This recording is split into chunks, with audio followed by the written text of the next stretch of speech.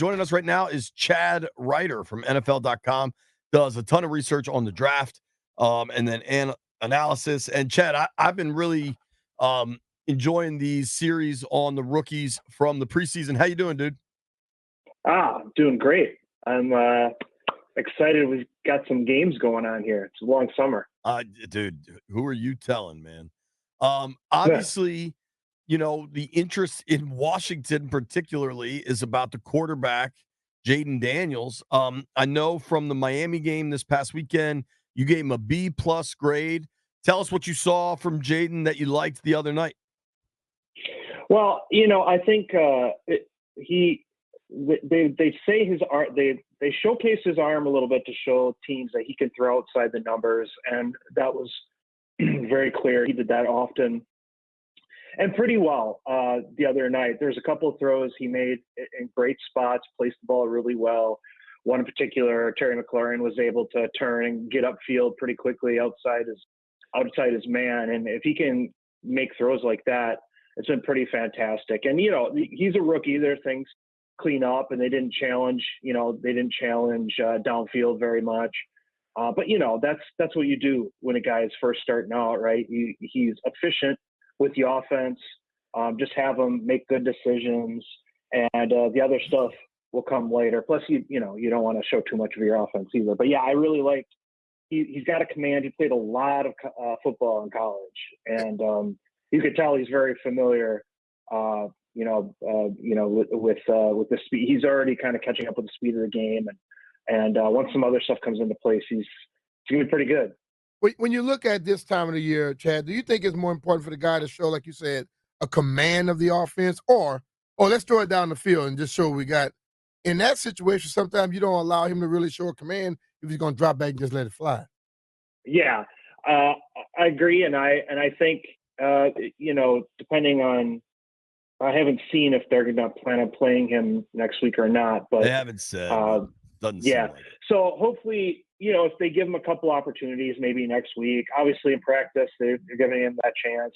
He's got plenty of arm. It's not as though they're hiding anything with this guy. So you just let him get out there, take the snaps, run the offense, get used to hearing the verbiage in a live situation, and see how he handles a little pressure. And obviously. Offenses are vanilla, and defenses are maybe French vanilla, but not much better. And so he's gonna have to face a little more pressure. He's gonna have to show he can move within the pocket, which he got better at the end of the year at LSU. So he's got some stuff to show yet, but plenty of good things to that you've seen out of him. And I love when they do like a pop pass. That's like I coached a little bit football and.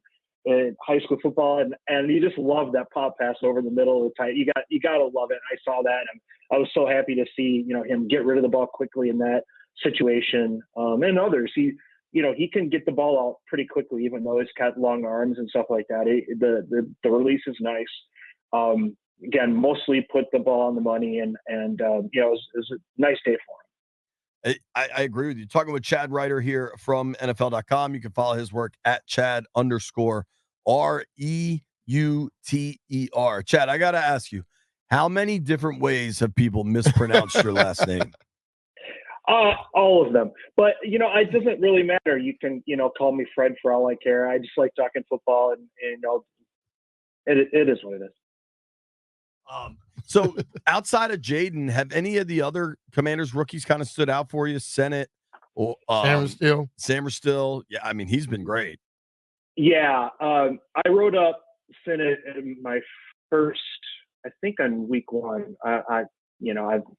It's only been 2 weeks, but it seems like a month since I've started doing this stuff. Yeah, I wrote up Ben. I love Ben coming out. I thought he was a marginal late first round guy. So wow. I thought he's going to be fantastic.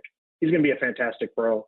So I really thought he looked good. Samerstill is just a, tiny guy, plays much bigger than that. And was just a heck of a football player. You play him inside, outside. You can put him in free safety if you really want to. He can play him all over the place. I think I was really thought they did a great job in the draft this year, and you're starting to see some of that pay off already. Yeah, I sat and I talked with his parents the other night. And they talked about, you start hearing about how a guy was his whole time playing football, and he just seems to have the part. He's much faster than people think, and he's strong as hell. Yeah. Yeah, it's funny. I was watching another rookie receiver, Jalen Polk, from the Patriots, and he was facing guys that were 170 pounds and you couldn't break tackles from them. And that's what you face in the NFL, right? These guys don't stick around in the NFL at 175, 180 pounds unless they have the physicality to get the job done. So Sinistro just one of those guys, and it's been fantastic to see him, during his Michigan career, transfer over from receiver into a cornerback and just make that transition beautifully. What about, let's zoom out from just Washington and kind of go around the league. What are some of the rookies that have impressed you most that you think can really hit the ground running? I mean, hell, let's start. Jayden went 2, Caleb went 1. What have you thought of Caleb? Yeah, Caleb's looked good so far. No real surprise. He's a playmaker, and playmakers, even like Patrick Mahomes, will leave the pocket a little earlier maybe than they should, because they're so used to getting out and making plays. And Caleb will probably do some of that this year. And there'll be some rough spots, as any rookie has. But when he gets out of the pocket, he can just make all kinds of throws. And it's going to be a lot of fun for Bears fans to maybe see a quarterback that can actually last more than, 2 or 3 years as a starter and really help it, that team kind of make their way up into playoff contention. If not this year, then maybe next. And they've surrounded them with really good receiver talent. I mean, that's something that a lot of rookie quarterbacks just don't get. It reminds me kind of Justin Herbert when he came with the Chargers. He had a lot of guys around him, and he looked really good as a rookie because of that. So Caleb is at least 3/4 of the way there already. What about this rookie wideout class? You got Marvin Harrison, Malik Neighbors in New York, Rome Odunze. Yeah. I saw, was it Ricky Pearsall that you really like? I'm trying to remember. I put, Ricky Pearsall's injury right now, but because of that, Jacob Cowing, who's come out of Arizona, it was a 4th-round pick this year. But honestly, the 49ers got a gem in the 4th round with that guy. What's and the not the name? biggest. Jacob Cowing.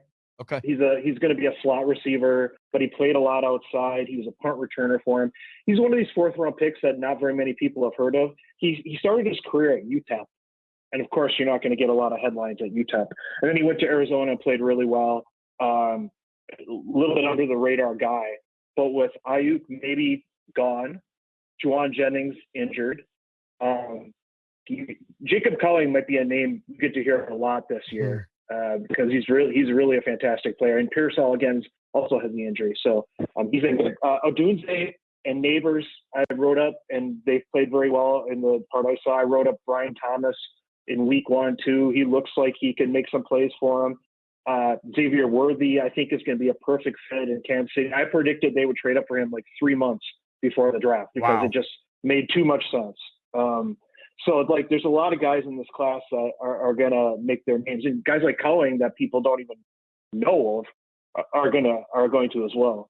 Well, I think, especially for receivers, the situation you go into matters so much. Yeah. I mean, the kid Cowing you're talking about is going to a Niners team that's loaded with McCaffrey and Debo and Kittle. All of a sudden, it's a hell of a lot easier to get open. Yeah, and again, it oftentimes takes some injuries to veterans for some of these rookies to kind of get these opportunities, and that's unfortunate, but it's just kind of the way the game is. But yeah, situation is important for all rookies, really. It helps some in terms of maybe if the team isn't as deep at a certain position, it helps them get on the field. But then in the long term, some of these guys that go to better teams can really learn and work their way into the lineup when they're more ready to go. So it really can kind of cut both ways.